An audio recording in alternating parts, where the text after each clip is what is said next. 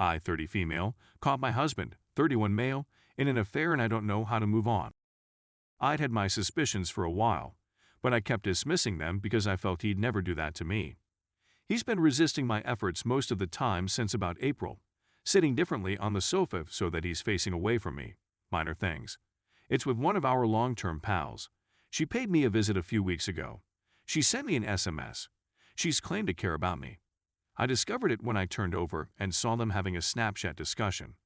He stated that I attempted to seduce him last night and ridiculed it, and she said she hoped she could be there to hug him. When I approached him, he confessed it. He said that it was due to the stress of quarantine. He is unwilling to work things out. He regards me just as a heartfelt friend. When I informed her husband, he confronted her, and they supposedly kissed in February. I don't believe I was ever going to be enough for him at that point. We used to be overjoyed.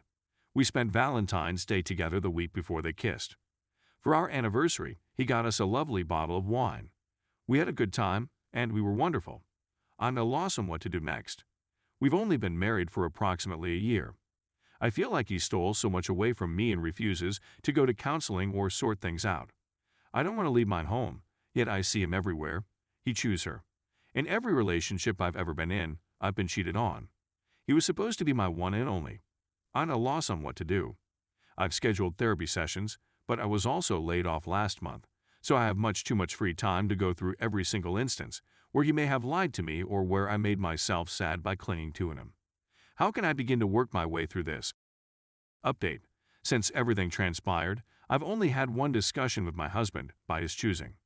It was like talking to a robot for about 5 minutes. I've heard from others that he bemoans how he damaged his life, but I've never received an apology or the same expression of sorrow. I don't care at this time. I know he and the other lady are still together, and to be honest, they deserve each other. That's fantastic. While I still get irritated now and again, I no longer lament what I used to have. Instead, I'm ecstatic with the life I've been given. I relocated to a small walkable city and purchased my ideal apartment. It makes me so pleased to see how I've designed it and to live in a nice location rather than our previous draft home. In our marriage, I was the earner, and he would make me feel bad about wanting to pay for great dinners or do exciting things. I've done a lot of gourmet fun things since coming here and haven't felt bad about it. It's invigorating. I put my toe back into the dating water and had a slew of lackluster dates using dating apps. I just met someone with whom I have a strong connection, and I'm loving how valued and wanted he has made me feel. It's early, and we're going slowly, but dating has taught me that I'm a good catch who doesn't have to settle. Therapy has worked wonderfully for me, and I'm so glad I got started right away. My therapist is pleased with me. I'm pleased with myself. I've stopped seeing divorce as a failure. Not me, but him. I'm actually glad and delighted to wake up each morning and not have this dreadful weight on my chest. The holidays were pleasantly simple, and I was overjoyed to spend time with my family without having to make any sacrifices. Overall, life is nice, and there is a lot more of it ahead of us. In retrospect, I can't believe I spent so much time trying to figure out how to convince him to return home. I've created my own home and pleasure, and that is much more valuable. Story 2.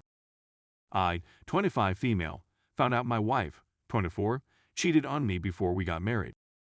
We married a few months ago after dating for almost 4 years.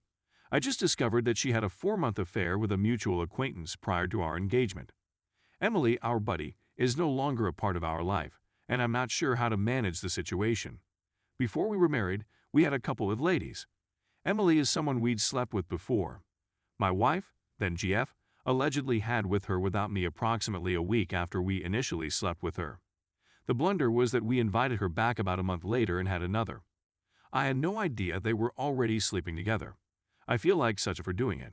Anyway, my father died around this period, and I was dealing with some medical issues of my own.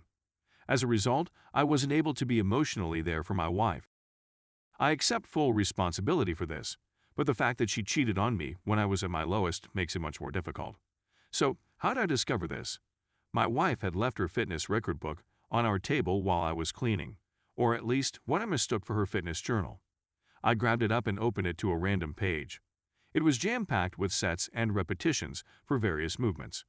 I was flipping through it when I came across a diary-like entry. I scanned it since it indicated Emily's name and saw words that made my heart plummet to the pit of my stomach. I don't want to rewrite what was spoken, but it was obviously a physical as well as an emotional affair. The emotional component is the most lethal. The idea that my wife considered leaving me hurts more than anything else. Later that night, I addressed her. She sobbed and told me she considered telling me so many times. The reason she allegedly hadn't was because I'd had a very difficult existence, particularly in the last 5 years, and things were just beginning to improve. She wasn't sure I could deal with her treachery on top of everything else. She could call the affair off on her own, and she was the one who broke off communication with Emily. Now she's going to visit a therapist on her own, and ultimately we'll go as a pair. I'm at a loss on what to do. I absolved her of the crime. I just heard a podcast metaphor about how people constantly declare they'd die for their loved ones. As a result, the anguish of your so cheating on you is equivalent to taking a bullet for them. That is something I tend to agree with. I'm not sure if I'll ever be able to look at her the same way or have total faith in her again. I'm simply at a loss. We have a great connection, or so I thought, open communication, or so I thought, and are best friends and lovers, or so I thought. I believe I was mistaken. Update.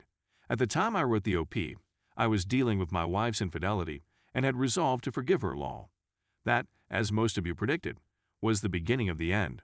Over the following 3 months, our marriage deteriorated drastically. Some of the highlights include my wife, Sarah, telling me she felt she was polyamorous, and her attempts to make me feel comfortable welcoming another lady into our relationship. Yes, she had the guts to do this after being found cheating, demonstrating how much she felt I was a pushover. Surprisingly, the lady Sarah desired as our third wasn't even the same woman with whom she'd previously had an affair. I was at my lowest point. Most days, I felt like I was about to have a panic attack at work, and I dreaded returning home. The worst aspect, looking back, is that I blamed myself fully for this catastrophe. My wife was openly dating another lady while attempting to look as normal as possible to all of our friends. Sarah continued promising me that I would come around and appreciate having someone else in our relationship. It took me far too long to wake up in this relationship, but her insistence on polyamory was my wake-up call to all of her manipulative nonsense. I'm not saying polyamory is terrible in and of itself, but how she utilized it in our scenario was shady. Something inside of me eventually broke free, and I requested a divorce. It was as though a light switch had been turned. I started to view all of the events in our relationship in a whole different light as soon as I decided I'd had enough. I said in our earlier article that we'd done a lot with other ladies. Side note, I'm also a woman, which not everyone picked up on in my initial post. I had always been opposed to when we first began dating. My ex brought up the notion many times throughout our relationship, even bringing our friends into the discussion a couple times over drinks to legitimize it. When it occurred the first time, I had really left the bar and gone back to our apartment to sleep. I was awakened by Sarah bringing another lady to our bed, and I felt compelled to participate in order to avoid awkwardness. My ex then informed all of our, mainly male, friends about our great relationship, and they were predictably extremely supportive. Just kind of escalated from there, and I started to wonder maybe they weren't that horrible after all. Maybe I'd actually changed my mind about them. I could probably write for hours about all of my ex's other deceptive tactics, but needless to say, I eventually recognized I had been in an abusive relationship, both vocally and emotionally. I was broken. The divorce was huge, which came as no surprise to everyone. Sarah still sought to control my behavior even after we were separated, and when she realized I wasn't her puppet, she lost it. She even attempted to persuade me that she was due a third of my portfolio lol. We hadn't even been married a year. Then, one night, when picking up some of her items from my house to go back to her new girlfriend's house, she attempted to kiss me. What was my reaction? I instantly puked. The fact that she physically disgusted me to the point of being ill demonstrates exactly how done with her I was. Now, all I know about her is that after we separated, she ended up remaining with the younger female she was seeing. I genuinely felt sorry for her. She reminded me of myself, which is probably why Sarah chose her. Hopefully, she won't be so easily swayed. I, on the other hand, have been great. Following the stress of the divorce, I put dating on hold for a bit in order to concentrate on myself. So to say, I utilized that time to find myself. When I met Sarah, I rediscovered old activities I'd abandoned, joined a gym, and became in great condition. I visited to a few cities before deciding to relocate to a whole new city. I had a couple one-night encounters before deciding it wasn't for me.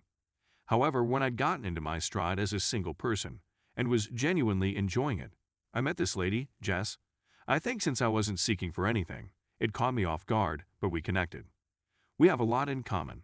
With her, I felt at ease.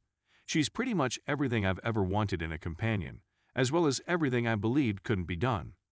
I assumed you had no choice but to settle. But no. Jess and I have been together for 2 years, and she has showed me what a really loving relationship entails. A relationship that is free of abuse and manipulation. One in which we each have our own individual and relational objectives. We deliberately make time for one another here. It's fantastic. So that's where I'm at the moment. I know a lot of people in this subreddit have been in bad relationships like mine, but I'm here to tell you that it's so much better if you break out of them, being both single and in a better relationship. So don't be concerned about being alone for a while. Accept it as is. Take a step forward. For a time, do whatever makes you happy, and ideally, your Jess will show up when you least expect it. Even if she hadn't in my situation, I'm sure I'd be okay being alone. I know I would have been 1,000 times happy than I was in those final few years with Sarah. So, if you're in an abusive relationship, or just one in which you have no self-esteem left, please get away.